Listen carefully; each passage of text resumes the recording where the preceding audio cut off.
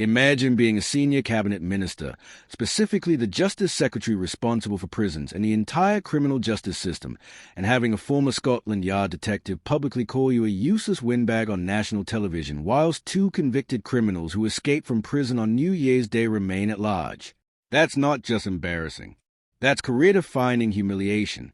Peter Bleksley, a man who spent decades investigating serious crime, who knows exactly how the justice system is supposed to function, has looked at David Lammy's performance and concluded that Labour's Justice Secretary is fundamentally incompetent. And he didn't stop there. He declared Britain under Labour a sad, sorry state, accused the government of being one of the most shambolic in history, and demanded they go very soon. This isn't opposition spin.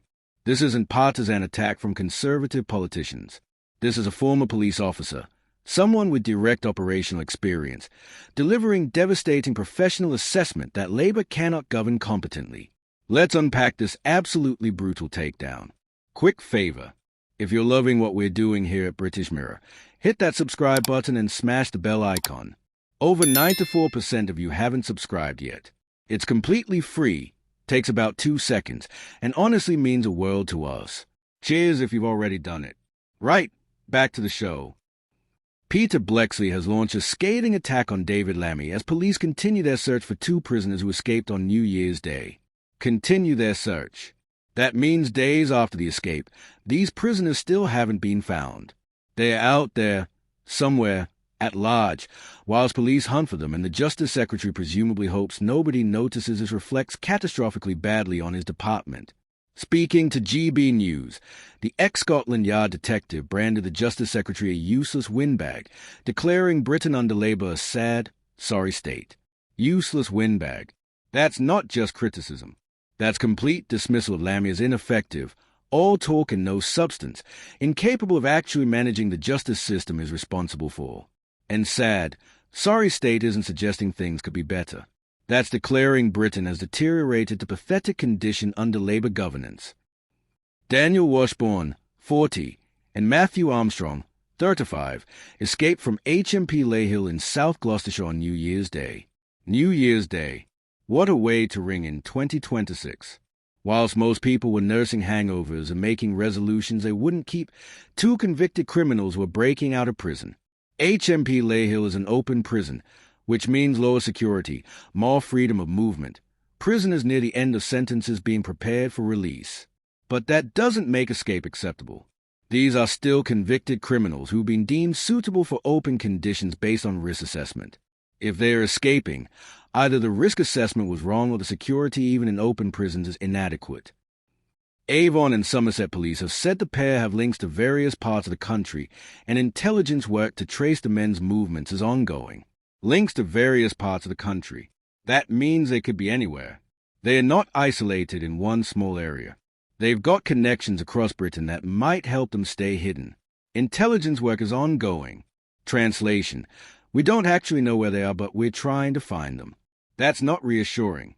That's admitting two criminals have been on the run for days without being located. Expressing his outrage at the absconding, Mr. Bleksley told GB News, "First of all, if you see any of those men, don't approach them and ring 999. The streets are dangerous enough as it is. Don't put yourself at any further risk." That's standard public safety advice, but the framing is significant. The streets are dangerous enough as it is. Bleksley is saying Britain's streets are already unsafe, and escaped prisoners make them worse. That's not painting a picture of well-governed, secure society. That's describing an environment where ordinary citizens face elevated danger because the state has lost control. Secondly, as it has clearly been shown very recently, David Lammy is a useless windbag. There it is again. Useless windbag. Bleksley is so confident in this assessment, he's repeating it, hammering it home, making absolutely certain viewers understand his contempt for Lammy's performance. As it has clearly been shown very recently. That presumably refers to some specific recent incident or policy failure that demonstrated Lammy's incompetence. Without knowing the specific reference, we can infer Bleksley is pointing to pattern of failure rather than single mistake. He continued with even broader criticism.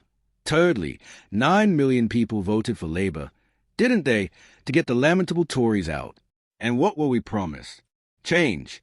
What a sad, sorry state. 9 million people. That's Labour's actual vote total in 2024. Not a massive mandate, but enough to secure parliamentary majority under first-past-the-post. They voted to get the lamentable Tories out. Even Bleksley acknowledges the Conservatives were terrible. But his point is that Labour promised change, transformation, better governance. And what have voters received? A sad, sorry state. Conditions as bad or worse than under the Tories, with the added insult that Labour specifically campaigned on being different.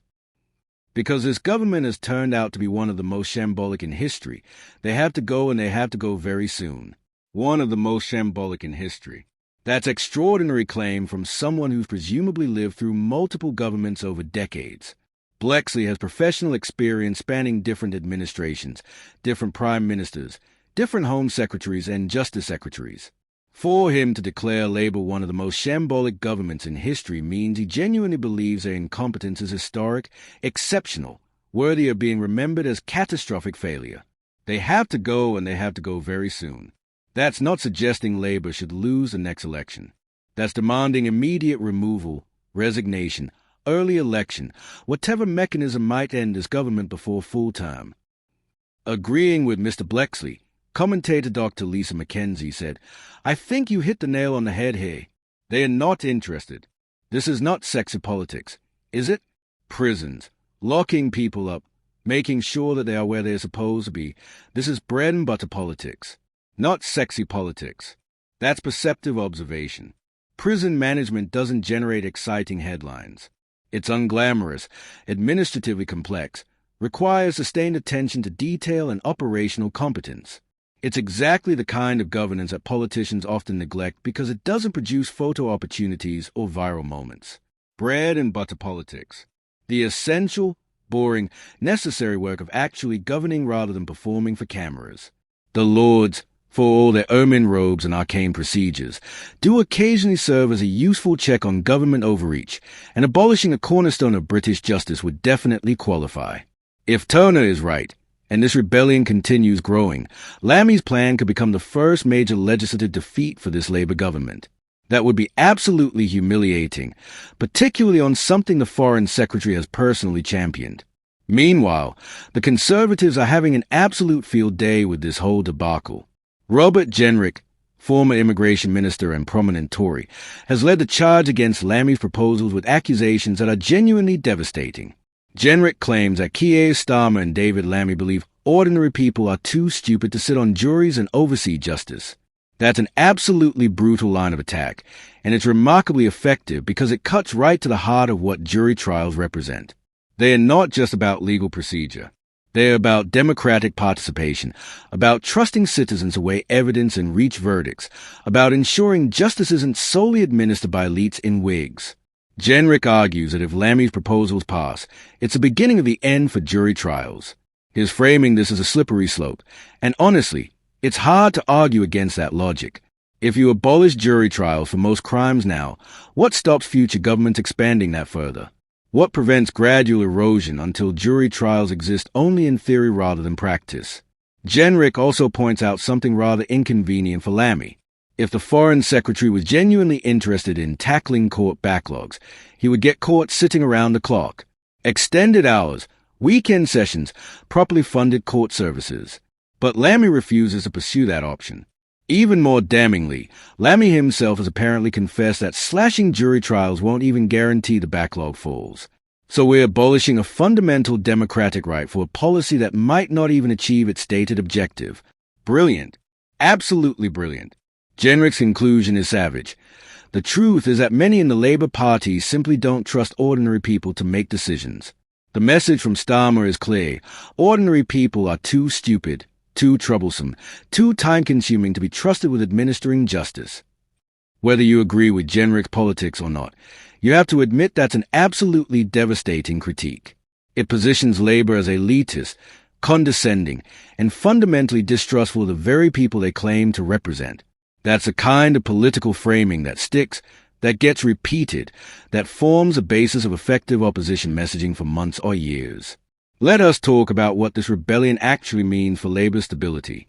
This isn't some obscure policy disagreement about agricultural subsidies or technical amendments to planning regulations. This is a fight over fundamental principles of British justice, democracy, and trust in ordinary citizens. When 35 MPs are willing to publicly oppose their own government on something this significant, that's a massive red flag about party unity. When the former Deputy Prime Minister is making representations behind the scenes against government policy that suggests serious fractures at the highest levels of Labour. Jury trials have been a cornerstone of English law since the Magna Carta in 1215. That's over 800 years of legal tradition, of citizens participating directly in the administration of justice, of the principle that your peers should judge you rather than solely legal professionals appointed by the state. Yes, the system has evolved considerably since 1215, but the core principle remains remarkably consistent. Ordinary people, randomly selected from the community, hear evidence and determine guilt or innocence. It's democracy in its most direct form, applied to the justice system. The arguments for maintaining jury trials are compelling. They provide legitimacy to verdicts in a way that judge-only trials simply cannot match. When 12 citizens unanimously or by majority agree on a verdict that represent community consensus about guilt or innocence, they act as a check on state power, ensuring the prosecution must convince ordinary people, not just legal professionals who might have institutional biases. They bring diverse perspectives, life experiences, and common sense to legal proceedings. A jury might spot inconsistencies in testimony or recognize implausible scenarios that a judge, immersed in legal technicalities, might overlook. The argument against them, which Lammy presumably subscribed to, focus on efficiency and cost. Jury trials take longer, cost more, require coordinating 12 people's schedules, and occasionally produce verdicts that legal professionals find baffling. Court backlogs have reached crisis levels, with cases delayed for years, victims waiting endlessly for justice, and defendants left in legal limbo. Something needs to change. The argument goes, and jury trials are an obvious target for reform.